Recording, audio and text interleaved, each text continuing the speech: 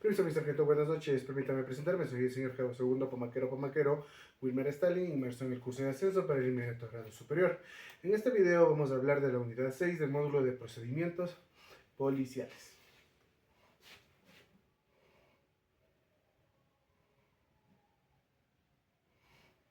Vamos a hablar de los conceptos generales de criminalística, el lugar de los hechos.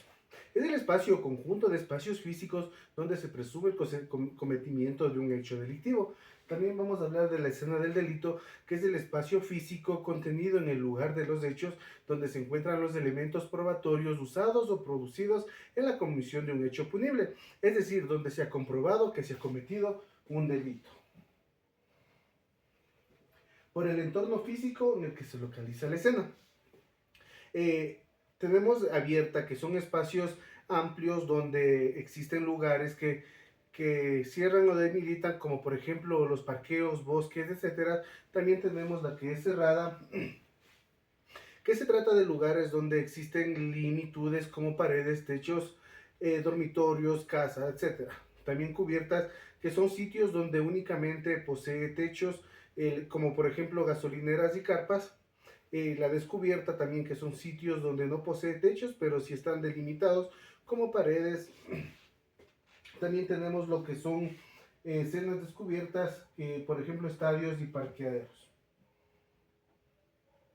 Por el contacto producido entre la víctima y el victimario. También tenemos escena primaria, que es el lugar donde el agresor o el victimario pasó la mayor parte del tiempo, ya sea por conducta delictiva, por limpieza o donde se depositó la mayor cantidad de elementos o materiales, en este caso los indicios. También tenemos la escena secundaria, que es el lugar donde ocurrió solo parte de la interacción. La escena intermedia, que también llamado de transparencia, es la escena del delito ubicada entre la escena principal y la escena secundaria. Indicios.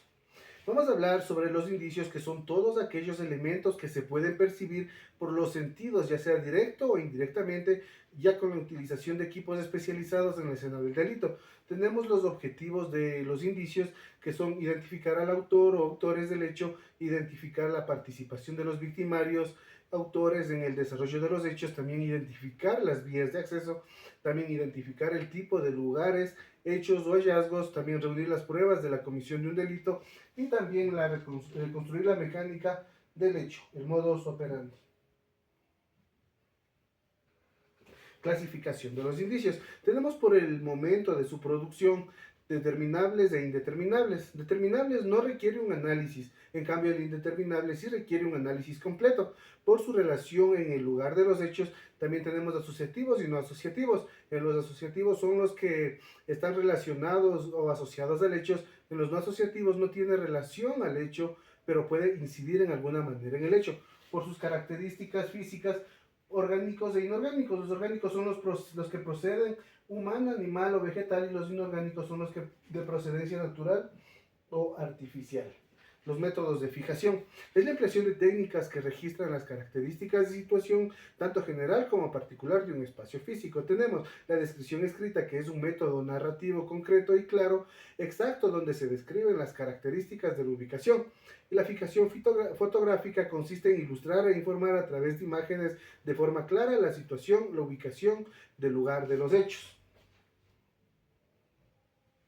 También tenemos la fijación de videográfica, que es el método por el cual, al igual que la fotografía, es posible ilustrar la forma clara de la situación y ubicación del lugar de los hechos. También tenemos la fijación mediante planimetría, que consiste en representar a través de medidas en un bosquejo o croquis o plano la distribución del lugar de los hechos, haciendo especial este énfasis en la ubicación. La cadena de custodia. La cadena de custodia es un procedimiento que tiene el propósito de garantizar la integridad, conservación y la interoperabilidad de los elementos materiales de prueba desde el momento que son encontrados en el sitio de su suceso hasta que son entregados al respectivo tribunal, y así se puede obtener por parte de los expertos los resultados periciales correspondientes. Tenemos el principio de la cadena de custodia, que es un principio fundamental conforme al cual todo ejercicio de un poder público debe realizarse acorde a la ley vigente y a su jurisdicción, y no a la voluntad de las personas. El principio de autenticidad. Los elementos materiales probatorios y la evidencia física son auténticos. En el principio de integridad, este principio considera la veracidad y la transparencia de las acciones personales como las de más alto valor que se debe mantener.